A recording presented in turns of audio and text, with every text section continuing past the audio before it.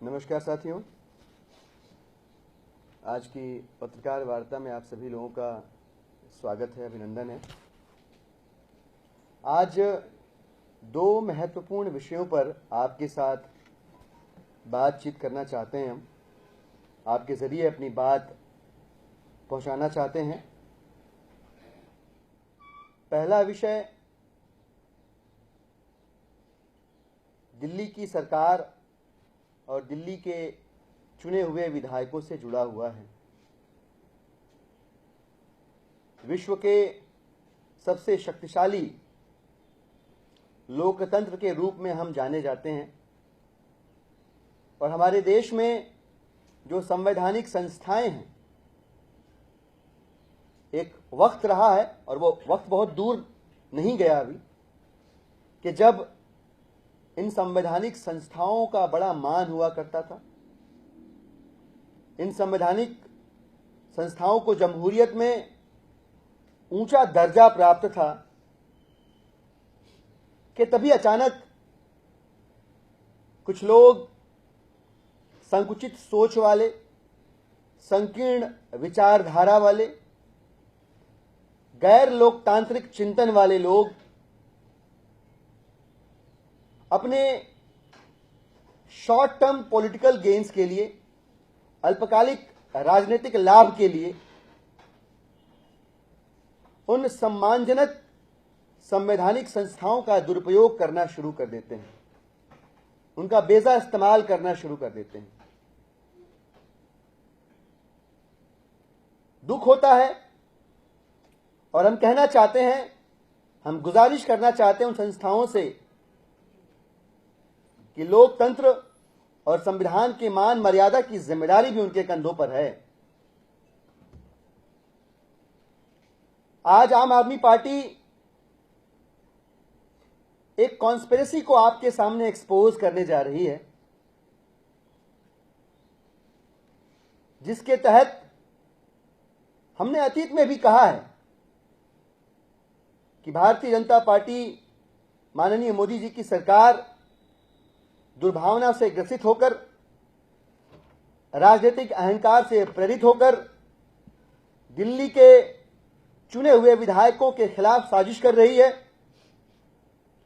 झूठे निराधार मामलों में उनको फंसाया जा रहा है, उनका समय और ध्यान उसमें बांटा जा रहा है, इस उद्देश्य से कि वो जनता की सेवा न कर सके। पर इन सबके बावजूद दिल्ली की सरकार, दिल्ली के चुने हुए विधायक लगातार सतत जनता की सेवा में लगे हुए हैं। चाहे मामला 21 संसदीय सचिवों का हो या किराड़ी के विधायक ऋतुराज की गिरफ्तारी के बाद फर्जी केसों में, फर्जी मामलों में मोदी जी की पुलिस द्वारा कुल 15 विधायकों को गिरफ्तार करने के बाद, मुंह की खाने के बाद छोड़ने का हो, रिहा करने का हो, या हाल ही में प्रकाश में आए 27 विधायकों का हो जिन्हें रोगी कल्याण समिति का सदस्य होने की वजह से उनको डिस्क्वालीफाई करने का अपील किया जा रहा है, उनको डिस्क्वालीफाई करने की साजिश रची जा रही है। दुखद यह है कि दिल्ली के 1997 के प्रिवेंशन ऑफ डिस्क्वालिफिकेशन एक्ट में स्पष्ट लिखा हुआ है कि रोगी कल्याण समिति का सदस्य होना किसी भी प्रकार से ऑफिस ऑफ प्रॉफिट नहीं है और इस आधार पे उनको डिस्क्वालीफाई नहीं किया जा सकता है।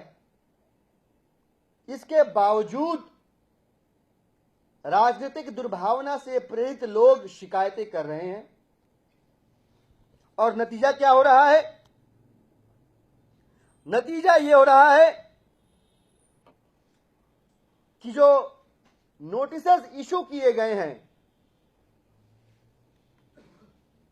दिल्ली के चुनाव आयोग द्वारा, वो 9 ऐसे विधायकों के खिलाफ कर दिए गए हैं जो रोगी कल्याण समिति के सदस्य ही नहीं है। मैं आपका ध्यान आकृष्ट करना चाहूंगा, कल दिल्ली की विधानसभा के माननीय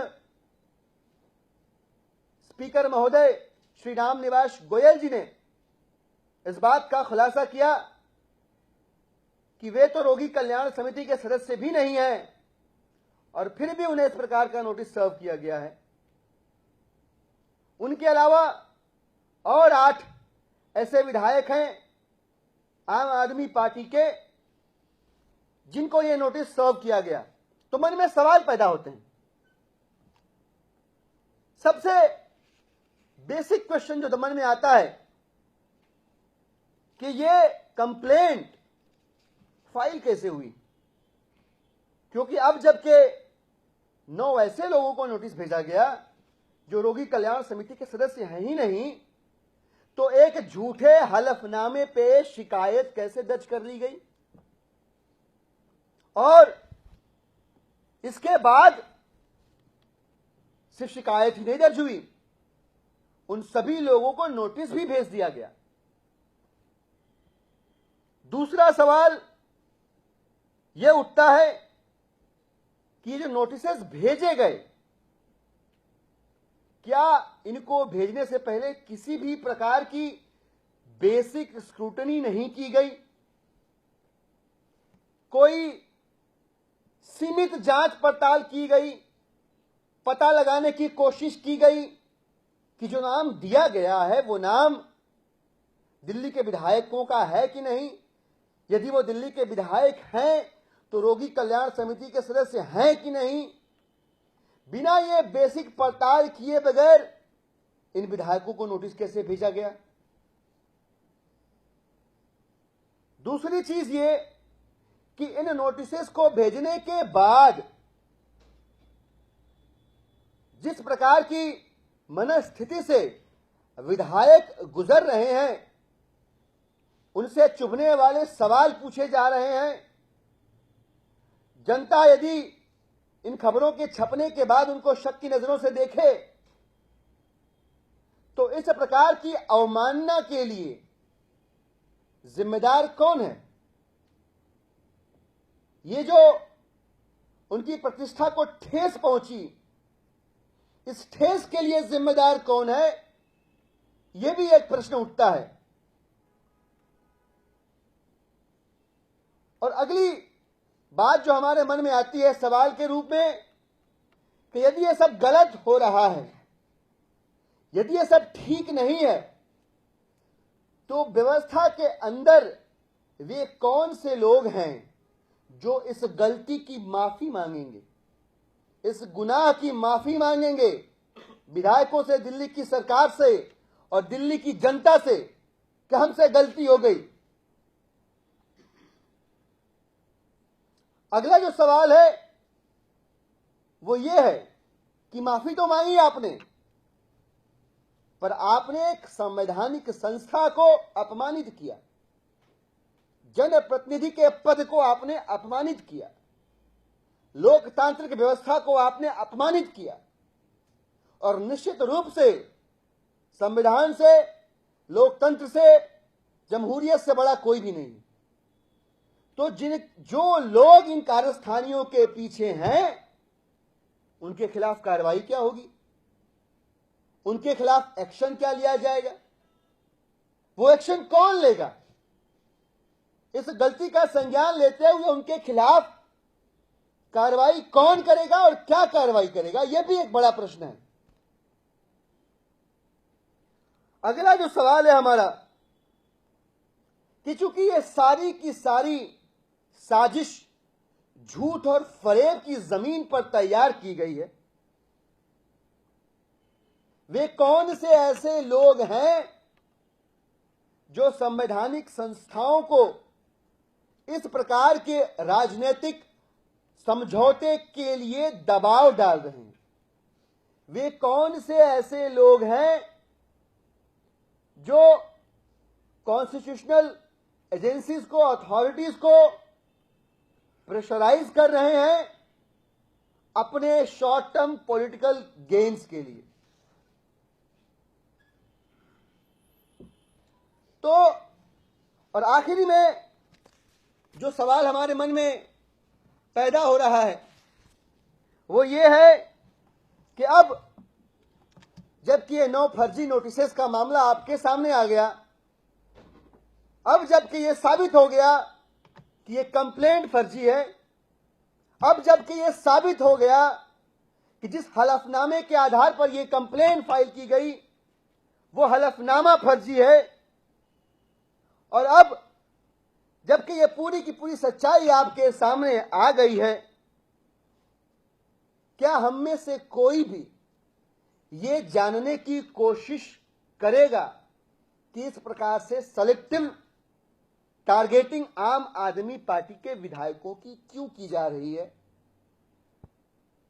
आम आदमी पार्टी के विधायकों को फर्जी मामलों में उलझाकर, उनका ध्यान भटकाकर, उनको जनता की सेवा करने से रोकने के लिए जो लोग साजिशें रच रहे हैं, उनका चेहरा कब बेनकाब होगा, ये भी एक बड़ा प्रश्न है जो आप लोगों के जरिए हम उन जिम्मेदार कानों तक अपनी बात पहुंचाना चाहते हैं जिनके सक्रिय होने से, जिनके जागृत होने से, जिनके कर्तव्यनिष्ठ होने से